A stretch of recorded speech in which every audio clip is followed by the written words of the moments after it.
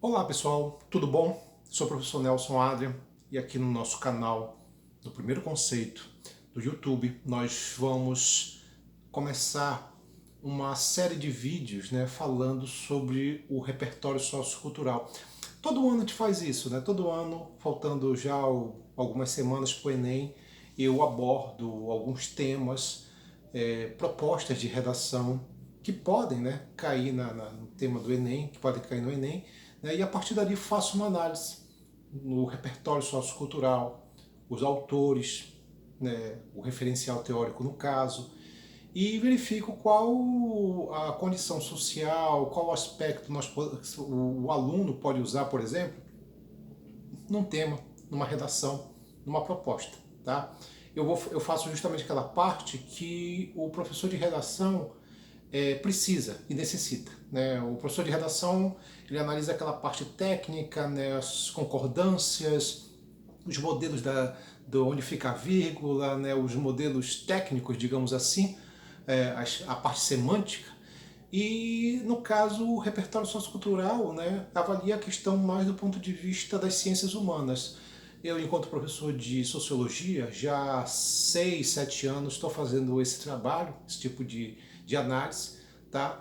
E acabei ganhando um know-how nesse tipo de estudo. Nesse aspecto, então, até por isso, eu acabei lançando o primeiro livro de repertório sociocultural do Brasil, o Guia de Ciências Humanas Aplicadas à Redação, uma parceria junto com o meu amigo, o meu parceiro, o professor Jeffrey Rebelo, que ele faz uma análise também nesse sentido aqui. Tá? Então nós abordamos 7 propostas, aliás, 17 propostas que podem cair na redação e a partir dessas 17 propostas nós fazemos uma análise sociocultural em cima disso. Então, esse livro ele faz um estudo mais ou menos nesse sentido. E então, o que eu busco, na verdade, é justamente pegar o tema e analisar o repertório. Tá? É mais ou menos nesse sentido. Eu não sou professor de redação, longe disso. Tá? Eu, enquanto professor de ciências humanas, eu tento analisar a questão social, a questão psicológica, a questão política, a condição social, ideológica. Então, aquilo que as ciências humanas fazem parte, aquilo que as ciências humanas possibilitam uma ação, é mais ou menos nesse aspecto. Beleza? Então, gente, começando então, eu vou abordar agora com vocês um, um tema, uma proposta, que pode cair ou não, mas que é interessante. É uma proposta ligada à condição de trabalho e à questão de violência. Tá? E aí nós vamos falar um pouco do assédio moral dentro das empresas. A gente fala assim, como entender esse processo? Tá? Relação de trabalho, um ambiente de trabalho das empresas, e violência porque o assédio, de alguma maneira, é uma forma de violência. Né? E aí, no caso, essa violência ela está muito ligada a um modelo não sexual, mas sim moral. O assédio moral, para quem não tem uma ideia, basicamente é ação que o empregador, que o chefe, que o coordenador ou que o supervisor faz sobre o seu empregado. Essa ação ela é vexatória, ela visa colocar o seu empregado numa condição de desrespeito, de humilhação, de exclusão, né?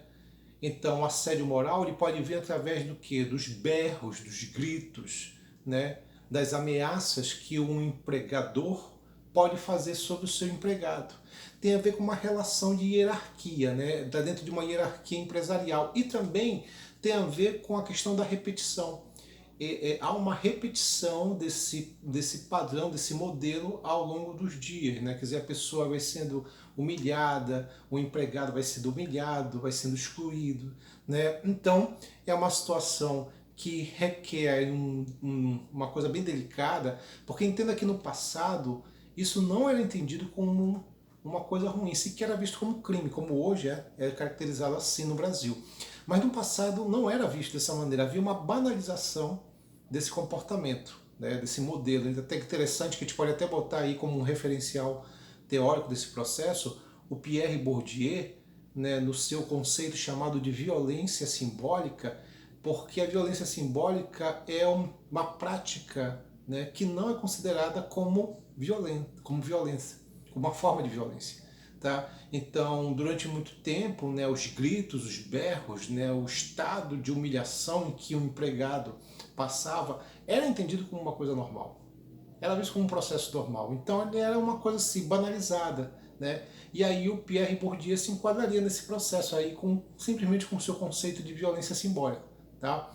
Do outro lado, ao falar, por exemplo, sobre essa ideia de humilhação, de exclusão dentro do ambiente de trabalho, a gente pode incluir, por exemplo, como um referencial teórico muito legal, o Frederick Taylor, engenheiro norte-americano que criou, no início do século XX, um sistema industrial conhecido como gestão científica, mas que popularmente é chamado de Taylorismo. Né?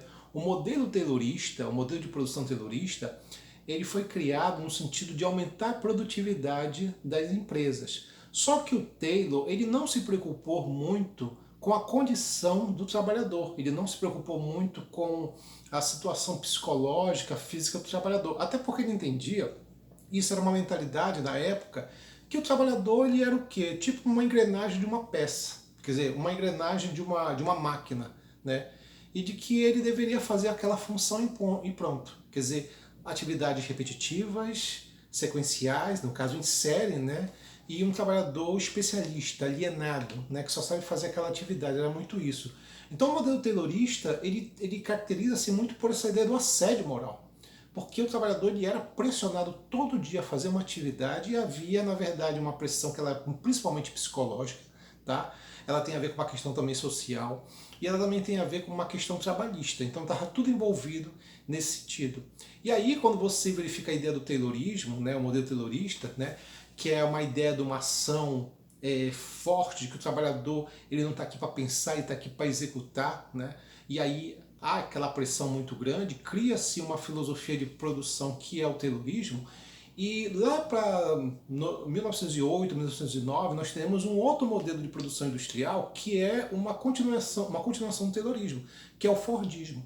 E aí a gente pode pensar, por exemplo, no empresário Henry Ford, que vai criar o Fordismo, que é um taylorismo aperfeiçoado, que por um lado vai aumentar o salário do trabalhador, tá? Vai diminuir a carga horária do trabalhador, o que vai ser ótimo para o trabalhador, mas por outro lado ele põe uma condição de assédio moral absurdo em cima também desse trabalhador. Tanto é que é muito curioso que esse operário fordista, ele tinha tempo para tudo, ele tinha até para ir ao banheiro, ele tinha tempo, 2 minutos para ir ao banheiro. Né? Então havia toda uma ideia de sequência, de controle e de assédio moral muito, mas muito grande.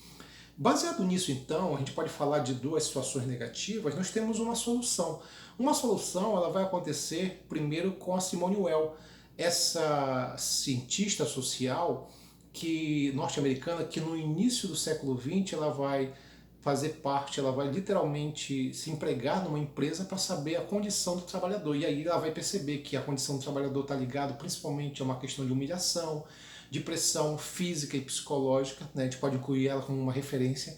E nós temos um autor muito legal da década de 30 do século passado, que é o Elton Mayo. O Elton Mayo, sociólogo e médico, ele vai criar uma teoria chamada Teoria das Relações Humanas. A teoria das relações humanas partia da ideia do respeito do trabalhador. O trabalhador deve ser respeitado, deve ser valorizado. Quer dizer, ele buscava fazer o inverso que o taylorismo e o fordismo destacavam. Né? Enquanto nesse modelo de empresarial havia uma pressão, o Elton Mayo destacava que o trabalhador, e aí era uma lógica dele, quanto mais o trabalhador era respeitado, quanto mais ele era, digamos assim, valorizado, mais proporcionava produtividade. Né? Quer dizer, o respeito levava à produtividade, dizia mais ou menos essa ideia.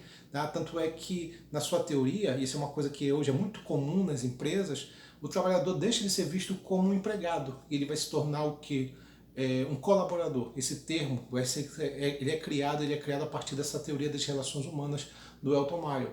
Como também a gente pode destacar dentro desse modelo A ideia, por exemplo, acho que vocês já viram, por exemplo, isso é muito comum em lanchonete, né? Lá o empregado do mês, né? E lá o empregado do mês é aquele trabalhador que ele produziu muito. Aí pode dizer assim, pô, esse cara ele o quê? Ele ganhou algum prêmio em dinheiro? Basicamente nada, não ganhou quase nada, ou nada. Na verdade, só o fato da foto dele estar ali na parede, aquilo ali é uma forma de reconhecimento. Aquilo ali não vai basicamente interferir em nada no salário dele, mas as pessoas querem ser valorizadas, queridas, respeitadas. É isso a teoria das relações humanas. Tá? Então, enquanto você tem, por exemplo, um filme como Tempos Modernos, e aí você pode usar como referência o Charlie Chaplin, o filme Tempos Modernos, que é um clássico da década de 30, em que ele faz uma crítica ferrenha ao ambiente empresarial norte-americano, o Taylorismo e Fordismo, mostrando o assédio em cima do operário Carlitos, que era pressionado a todo momento, a todo instante.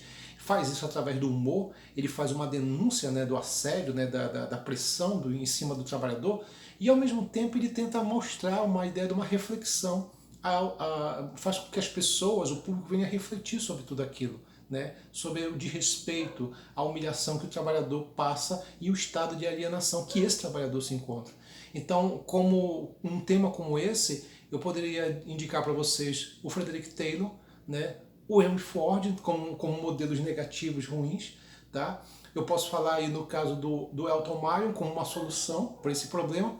E posso destacar, na verdade, também como um referencial um filme, né? Como Tempos Modernos de Chaplin, que ele vai direto no assunto e destaca com muita habilidade esse modelo. Ok? É isso, gente.